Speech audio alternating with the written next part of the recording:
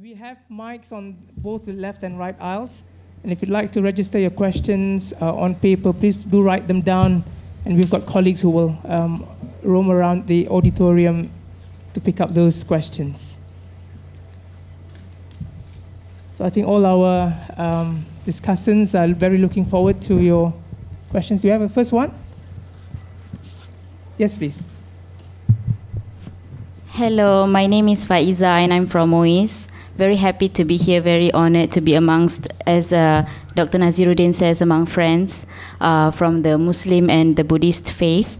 And I think it's wonderful that an esteemed organization like Singapore Buddhist Federation and Harmony Center can organize something wonderful like this, which cuts across faiths and communities, building bridges, we call it, right? And because I'm amongst friends, I feel like I can speak freely. I just wish that living in Singapore, these are the things we take for granted, the harmony that we enjoy amongst various religions, and events like this help to promote that, you see. So I wish we can, I wish people from other countries can enjoy the same thing, particularly in Myanmar right now, where the Rohingyas are persecuted and in the name of religion. And I wish interfaith work can go beyond niceties, where we commit to common action to press governments to end real suffering. Before I came here in the morning, I was reading about the boat crisis. The Rohingyas were shunned, turned away by Malaysia, Indonesia, Australia, you name it. It's very sad.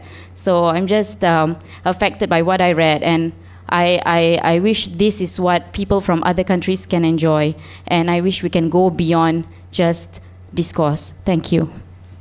Thank you, Faiza, for opening the session. We take that as a comment and a sort of a reflection on what's going on contemporary in our contemporary environment. If any of our panelists would like to add any comments to that? Yeah, we'll take it as a comment. Thank you, Faiza. It's something that we also have to think about. It's also reflected on the pigeonhole. If you've noticed, it has gotten quite some attention within friends here in the auditorium. So it's something that, of course, is on the minds of people as we talk about human suffering and ending human suffering. Can we now move on to the next question? Yes, please. There is a lady in the third row. Hi. The mic is hello, on. Yes. Hi. Good afternoon. My name is Sylvia. Basically, I'd just like to introduce myself as being someone who's very who's doing my current initiative. There are 3 types of initiative, and that would be... Could you, sorry to interrupt you, could you just speak a bit louder so that it's not very clear up here? Yeah, my initiative is basically to help bring about the rescue of sex slaves in Singapore, and also for people who are slaves of what we call the directed energy weapons, meaning to say that it's something like a wiretapping of their brain waves. It has been rampant in the last 2 decades. And also to bring about solving of cases that is bordering between black magic abuse and psychiatric problems that we seems not to be sure of. But anyway, my question is, to all the distinguished judges and panelists, is if we are to move, right, as in to put into actions from this seminar, what we have heard so far, then I'm not here to resonate conundrum, but to move our complacent butts. Handling topic of suffering, we need to get to the root cause of suffering. And the 3 main initiatives that I'm trying to work on, it's not just in other parts of the world, but it is right here in Singapore. Basically, my main point here is, are we equipped to analyze black magic abuse from a multidisciplinary approach, And how soon are we doing that in terms of supporting the rights of the individual, the mind's justice of the individual, and the rights to their life? Thank you. Thank you. That's a very interesting introduction to the kind of work that you're doing, as well as the question. I am not particularly sure if any of us here on the panel is an expert in the area which you're asking for. Any sort of expertise in the area. Are we expert to analyze that particular problem? So it's a very particular problem. But I think we share the concern of the fact that there are people who are suffering because of certain phenomena out there, in the metaphysical sort of realm. But beyond that, I'm not sure if anyone would like to comment on the subject. Yeah, I think they probably, like me, are not experts in black magic. But I think we take that as a general comment, yeah, on the importance of addressing human suffering in general. Can we get questions, maybe from the students or inputs on the topic of spiritual renewal and suffering and common action? Suffering to think of questions. It is, indeed. And also to think of answers. Come on, give us some suffering. Okay. Hello, test one. Hi, name is Muhammad Saiful. I think silence can be a form of suffering too. So, I'm very much involved in interfaith, and I think many people on stage are good friends. I don't have a question per se, but because seeing the bulk of youth in this auditorium, I want to share some things that I do feel is important. One, when I see the issue of Rohingya in Myanmar, I think if we have a memory of 2 weeks then of something, then you would get to us because the boat people issues are current in the papers. But I think if we really if there is a need for spiritual renewal, and this comes from a hadith, is that when any part of humanity is afflicted, we are supposed to feel for it. It's like humanity is a body, and any part is afflicted, the whole body feels it. We are feeling Rohingya because they are close to us. Safe we not know about Rohingya, I think we would not maybe open our radar to people beyond our shores. I think that's very important as we step forward. Ask ourselves about displaced communities, ask ourselves about, if you want to do spiritual renewal, ask yourself about the Yazidis, ask yourself about what do we know about the sex slaves in Geylang, people who are forced to be, those are sufferings too. So I say if a spiritual renewal from a youth perspective is to ask yourself, like, I think what is really the condition of our human community? And these are a few observations I have. One, I say that youth, when they see an issue which they are feeling very strong about, they can be a bit overzealous, and especially on this issue, I just want to advise myself especially, let's not be hate mongers. And I see this just on Facebook before I left for this session. People are pointing fingers, saying that, no, they are supposed to be blamed because it's their people against our people there, and these people here are not saying anything about those people, like we have to defend, like we have to apologize for ISIS. Something like that. It's like, why is it becomes our problem?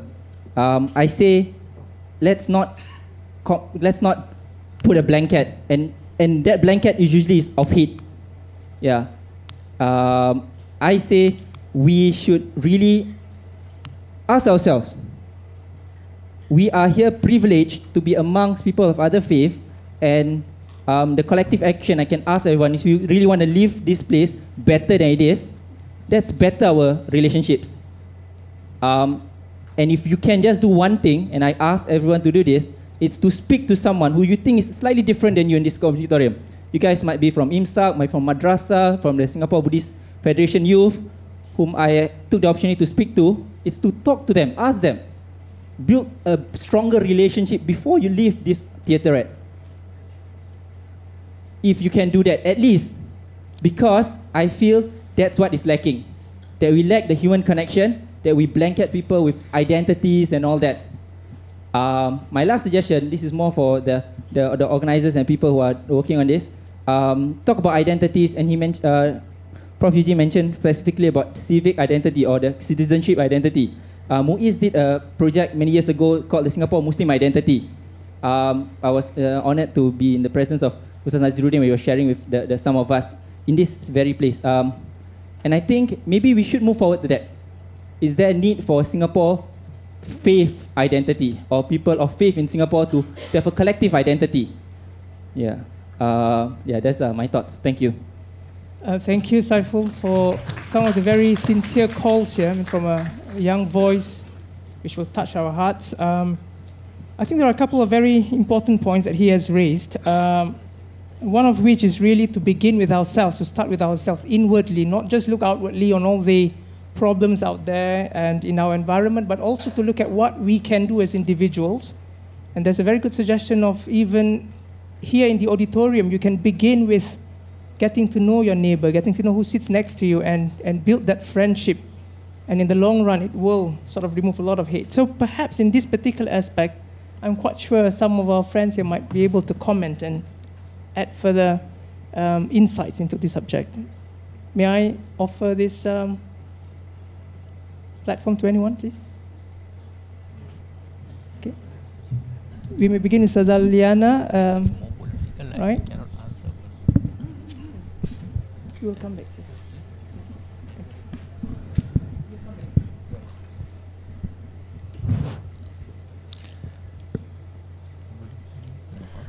Okay, thank you, Saiful, for the suggestions and also the very enriching inputs that you give. Just to slightly comment about that, this is also in relation to what I have been conveying earlier in my paper as we talk about suffering. It is very easy to merely state the category of suffering and who suffered and why suffered. But what is very, very problematic and also challenging is that there's a lack of a discussion, an in-depth discussion in trying to understand deeper those victims who suffer because of the different categories. And at most of the time, probably what or how we commented on the different levels of suffering, it could be merely as of our assumptions rather than the reality. Yeah. So I think that it's a very good step for us to look forward.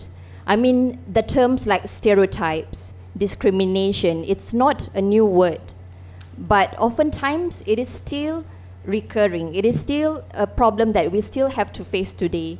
And it is also something that we have to ask ourselves when we see someone is having problems, someone is crying, for example, or someone's having stress. Are we first going to use based on our own judgments and immediately say, oh, she's crying because she's stressed? She may cry not because of stress. She may cry because she's happy. See, there are always a difference between trying to assume and then look at what is exactly the reality. So it is also, I hope that it can be serve as one opportunity for us to look into how we can be more empathized as we see sufferings from a different level. We should try to make an effort to explore more in depth and try to understand the root of the issue first before easily making comments or judgments and so forth. Thank you. Okay, thank you, Ustazah Liana. Perhaps Venerable Smanatero? Thank you. Okay, permission from the chairman. I just now saw here so many voted for the Rohingya, the issue. This is not actually very recent incident, is true, but it's not only incident about these refugees and all this. From the very young, I have been listening and seeing all this. Vietnam War, that time there are so many refugees coming to all these Asian countries, including Singapore. When I came to Singapore very first time, I have been visiting the Vietnamese camp in all the Sambhavan there. And there have been then Palestine issue, so long. So now this new latest one is Rohingya issue, all this. To my poor understanding, I see when this kind of thing happen, some close relationship in one way or other, either religion or ethnicity or something, or else political issues. What authority we religious group, either Muslim or Buddhist or this kind of seminar, do we have any authority to go and handle this, tackle this issue? Do not have. We can pass so many comments. Sometimes can go beyond our limit, can create more difficulties and more problems probably.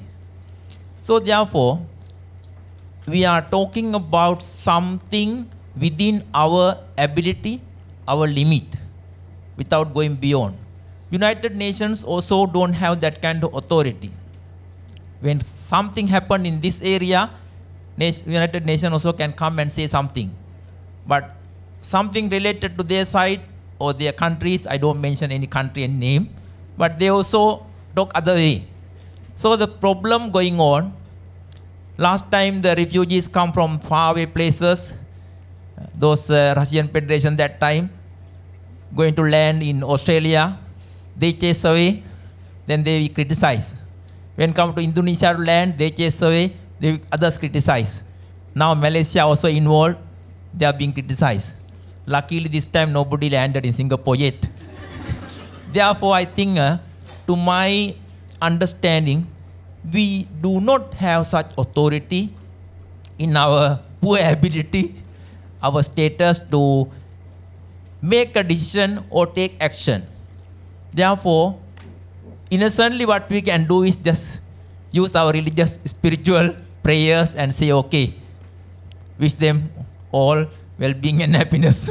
Besides that, I do not understand anything, but we can take action about this, even though we sympathize with them if they can do. If say we can raise funds and send them, the thing at least we can do. What else we can do? Can ask any country, okay, don't do this. We are going to take action against you. We don't have that authority because those questions or comments, I think more related to this kind of thing, beyond our ability and our authority probably. Yeah? Sorry if I say something wrong. Thank you. Perhaps just any more addition on that subject? Okay, Dr. Chang Ching, please. I just want to talk about in my first paper. I don't know whether people attended my first paper, so I'm more on the from the individual kind of level, talking about suffering, human suffering. I believe that all religion talking about the suffering, how to get your suffering in terms to be want to be happy. I think this is we share the common goal, despite the fact that we do have different differences in terms of the methodology, how to get rid of suffering. From the Islam point of view, they have their own teachings. From the Christianity point of view, they have their own teachings, and so on and so forth.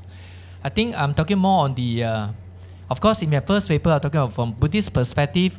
We're talking about suffering actually due to the ignorance, meaning we don't have the wisdom, to handle our problems, in terms of the physical, whether physical or mental, all right, mental problems. But I think from Buddhist point of view, the mental is more crucial rather than the physical. Of course, both affect each other. Just like our Venerable Venerable Chuang Quan was mentioned about the in his paper talking about in Buddhism there are three wholesome and mental, physical, and verbal action.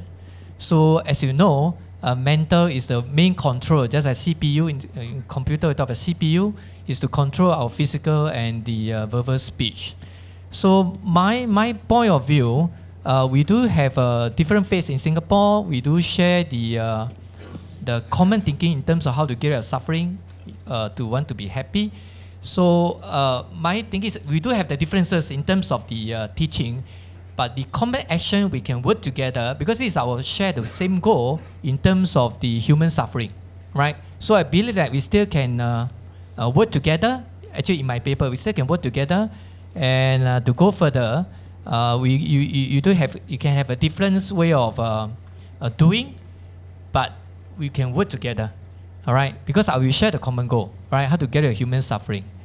Of course, from Buddhist point of view, the Buddhist education is very important because we talk about mental ignorance, right? So we have to follow the Buddha's teaching in order to generate wisdom. And we also mentioned about karma, action. Because of action, karma, that's why we cause suffering, right? So we talk about ecological levels or the social level. So I think everything was started from the human level. So this is the bottom line. This is the way what I'm thinking. Thank you. Thank you very much. Can we get the mic to the first row, please? Yes. I'm sorry, the mic is with someone else? Yeah, we will get back to the gentleman for the second one. Can you get the mic to the first one, please?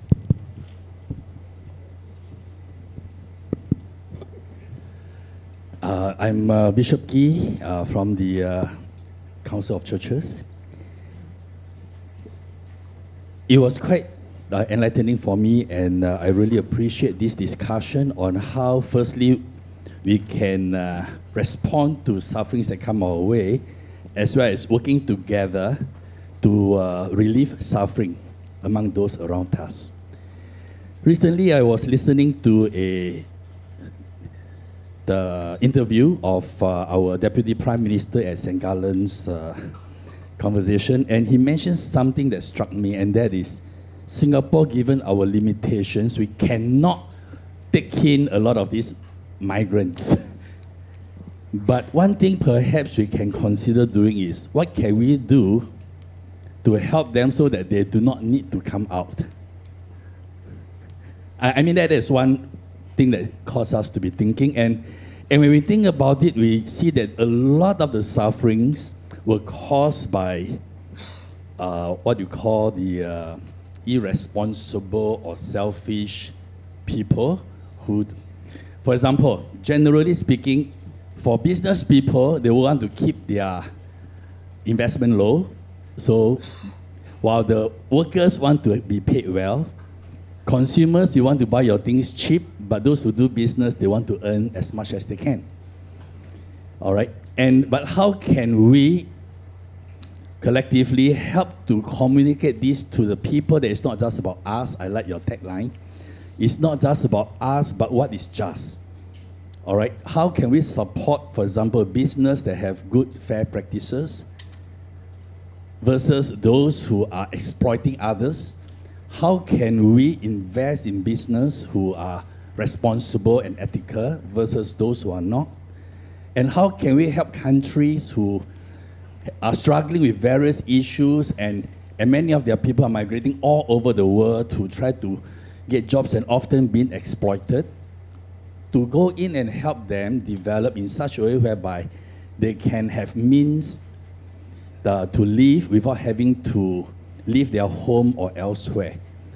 And various issues like the Rohingyas and so forth, actually it's much more complex than we realize, because while they are Muslims, the reason of their suffering is not because they are Muslims, but they are internally displaced.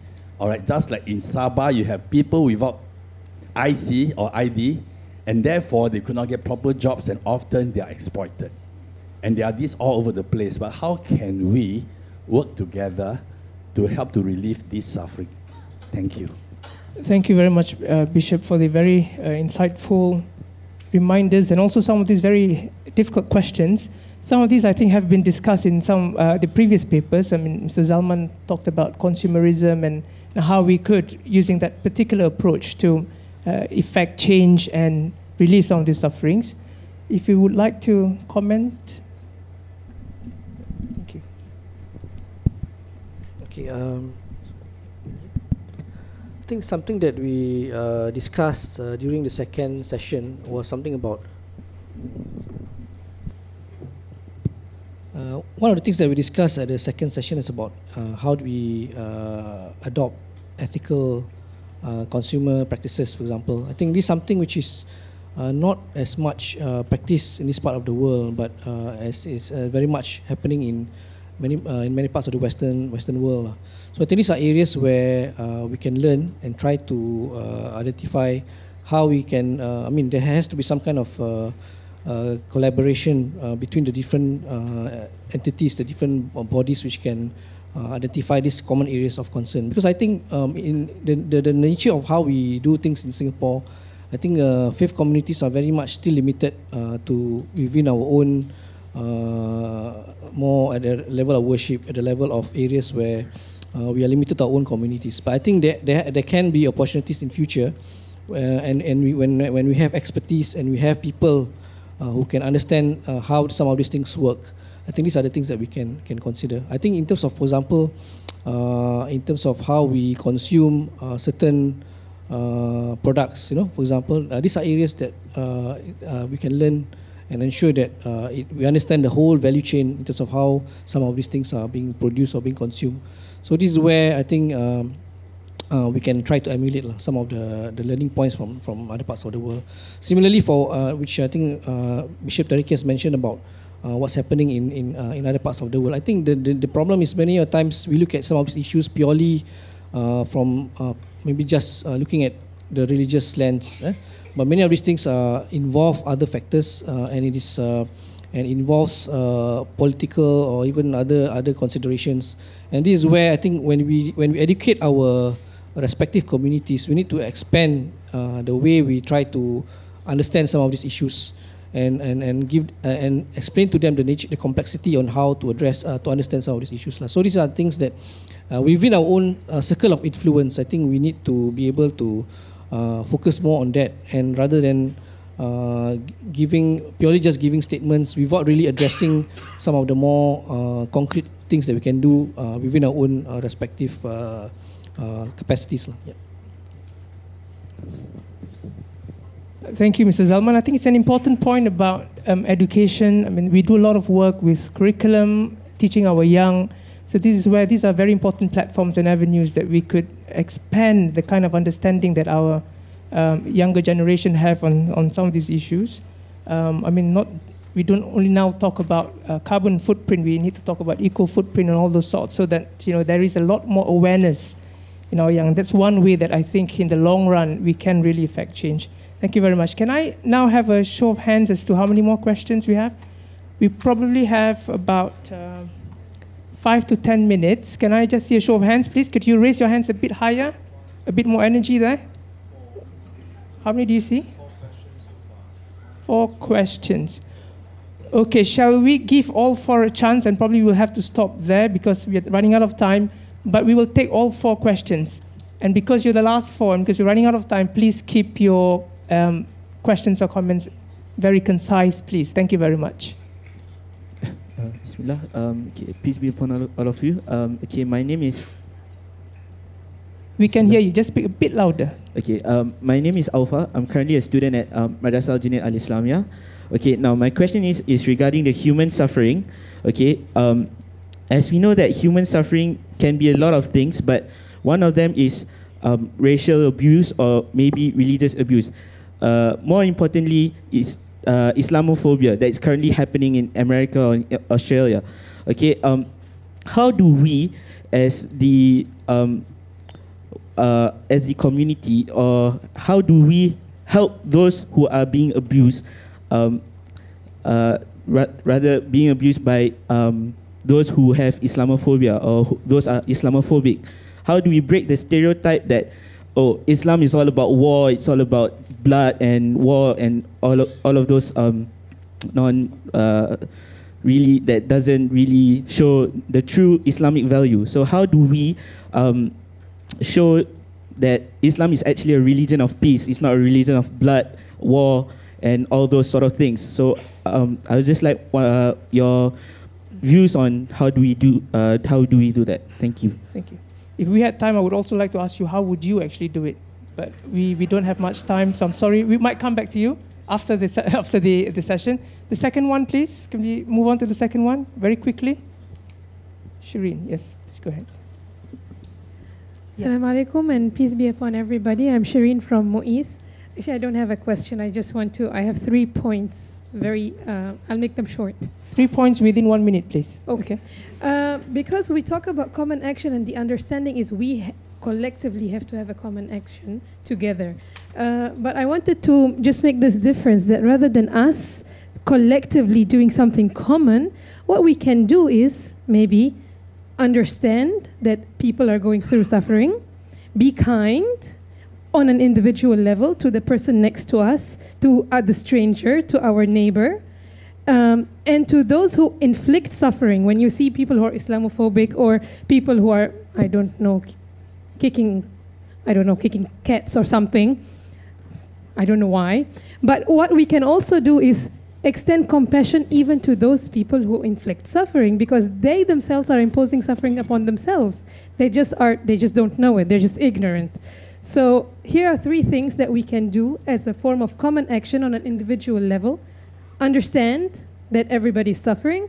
Be kind on your own, to yourself and to others around you, and be compassionate and peaceful to show your peace and compassion even to those who inflict or are not very nice people.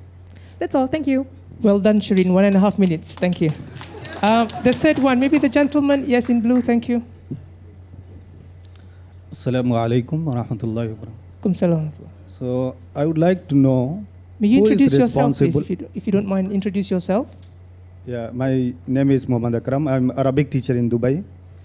So I would like to know, who is responsible for suffering, the creator of the world or the human being? Because we say that this product is good, so we say that the manufacturer is good, correct? If the product is not good, that we say that manufacturer is not good. So who is responsible, the creator of the world or the human being himself? Thank you, Brother Muhammad Akram. Short question, but a very difficult one because it's a philosophical question. I think we will see whether we can cope with that one. Last one, please.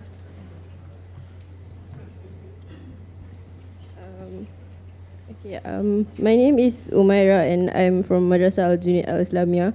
So, it was mentioned just now that 18% of Singapore's population now are free thinkers. And I see in the youth nowadays that the free thinking is becoming even more rampant. So, how do you think in the future generations, or in my generation in the future, there is supposed to be harmony between religions if they don't even believe in anything? Well done. Very concise question. Thank you very much. Now, we have very good suggestions by Shireen. Apart from that, 3 questions. So perhaps on the issue of how do we break the stereotypes, Islamophobic phenomenon that's happening mostly in the West. Any response maybe from my colleagues? Yes, Alman. Okay, can you hear me? Okay, the part about the question about Islamophobia, I think we recognize that it's something real that's happening, especially in the Western societies because of current developments. But I think first and foremost, when we try to understand some of these developments, we need to explain to the Muslims themselves must look internally, first and foremost, in terms of understanding that some of these developments because of in reality is because of some of the political situation there, meaning that because of especially for example in Europe, there are political in terms of the battle for votes, right? The tendency to use, for example, in the case of Europe, they use Islam as a scarecrow. So that's where sometimes some of these things emerge. So I think as Muslims, we need to be able to not to overreact, especially whenever there are such attempts to create a negative image of Islam, but to respond in a very respectable way and a more civil way, and able to engage the larger society in a way that make people understand without having to show that you are very emotional or angry about it. And I think the challenge in the West, for example, is because there are the tendency of the media to portray and also to project some of those cases or individuals who do present a very so-called negative image of Muslims. So I think the challenge is we need to be very composed in trying to deal with some of these images. But beyond that, I think we need to look beyond. I think the challenge of stereotypes is not just within on Islam, but as well as there are many communities which are facing such things. I think we need to, our sense of justice has to go beyond just our concerns for Muslims, but also for those who are also suffering from such discrimination or stereotypes. Yeah. So Irwan Hadi, would you like to add anything to that? I guess the real, we should see, even if this Islamophobia challenge as a form of an opportunity to me. It is an opportunity for us to explain Islam, to continue with the wave of goodness. Now, I know the tide of challenges and negativity is quite strong in that sense, but I guess the underlying currents of goodness and positivity will always prevail, and that's something that we need to continue on, particularly in a context such as Singapore, that we need to continue on, and not, as Brother Zaman mentioned, not only to think about our community, the Muslim community, but to think about Singapore for that matter. Any goodness that we want to do, it should be about Singaporeans. Any goodness, any good deeds that we want to do, it is about humanity. And that's how we will prevail over such negativity. While it is easier said than done, well, goodness, the path of goodness is always one of the more challenging paths that anybody will take, and I think that's something that faith will play a role in providing that strength for you to continue on that path. Thank you. Okay, thank you very much. Now, Venerable John Guan. Yes. Yes. Some of the other questions. There are a few questions that were raised. The first one on Islamophobia. Earlier on, Zaiful mentioned about why there's a need, whether there's a need for us to explain each time some other groups do something. This rings true for the Buddhist faith and the Christian faith and for all different religions and different groups. I think these few days, ISIS just issued a statement claiming that Islam is not a religion of peace, but a religion of war. It cannot be further from that. And I think it is important for those of each faith to stand up to clarify. But before standing up to clarify, we should listen first what they are really saying, because emotions do run high. When we hear someone speaking about our faith and criticizing it or distorting it, it's easy to just get up in arms. So after listening, we shouldn't just keep quiet and say, none of my business as well, because then that passiveness will just allow the wrong teachings to become the norm. Then people will have the wrong idea. I think we should make a concerted effort to make a stand. The question about who creates suffering. Early on, when the commentary was made, I was squirming in my chair because there was a lot of mention about how we are all created by God. Well, I will often raise this in my speeches that Buddhists do not have a belief in a creator God. I will give you a moment of awkwardness. This is often glossed over in interfaith circle. Buddhism is like the oddball out, because most religions have some belief in some creator God, or gods for that matter, polytheism or monotheism. But in Buddhism, we are both atheistic and theistic. We do believe that there are states of existence where it's God-like, heavenly-like, but we don't subscribe to that. There are some being out there who created the whole world. The key thing, and this is the very important part, is that we don't, as a result, see those with such a belief as our enemy. And you don't have to look at us as your enemy as well. Good news. But back to the question, who created suffering? Because we don't have such a belief, so when we look at suffering, we say, hey, what did we do? And which is what the Buddha's teaching is about. To look at suffering in its face. Don't run away from it. Don't run away from it. Look at it clearly, and we'll see the answer there. So for us, there's no creator who created it. And for that matter, it's not just ourselves as well, but we say suffering arises from conditions. The last thing, which is free thinkers. Years back in one of the interfaith dialogue, one youth stood up and said he's an atheist. And he asked all the speakers what we think about it. So the various religious members shared their thoughts. Most gave very politically suitable answers, to put it mildly. And I think it reflects on how, while we may have different ideas, we try to find some ways to resolve it. Most importantly, I shared with that youth. To me, as a Buddhist monk, it doesn't matter that you don't believe in Buddhism. For that matter, in Buddhism, a core part of its teaching doesn't require belief. Yeah, we all suffer. We suffer when there's attachment. No debates about that. But to me, it's not so much important what we believe in, but what you do as a result. For that matter, even if you don't believe in anything, do you as a result then kill, steal? Do you rob? Do you then abuse others? Or do you try to live wholesomely? I think if we do the latter, then it doesn't matter whether you believe in anything or if we differ in our belief. It's more important what we do as a result, the consequences. Because today in Rohingya, when they suffer, when they are displaced, they suffer.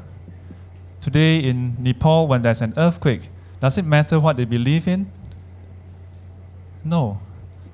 I don't think all those who suffered and perished in Nepal are all Buddhists. There are probably Muslims there, Christians there. There are many others who are not even Nepalese, tourists, those who are hiking the mountains. When the earthquake strike them, they suffer, no less. Their families fear for their safety, no less. I think if we recognize this, then we realize that whether a person is free thinker, in my opinion, just because we have religious faith doesn't mean we are not free in our thinking. So sometimes I think the term free thinker is a misnomer. Yeah, we are all free thinkers. Whether we believe in this or that, we are still free to choose, isn't it? Yeah, as in the Muslim and Christian faith, there's free will.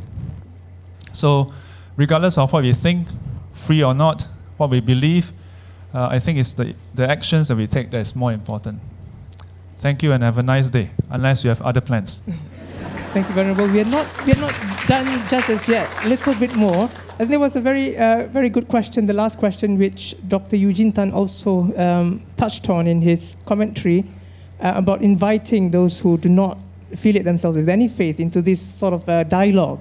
And she asked about, if there's a lot more free thinkers. I think what she meant was people who don't identify themselves with any religion.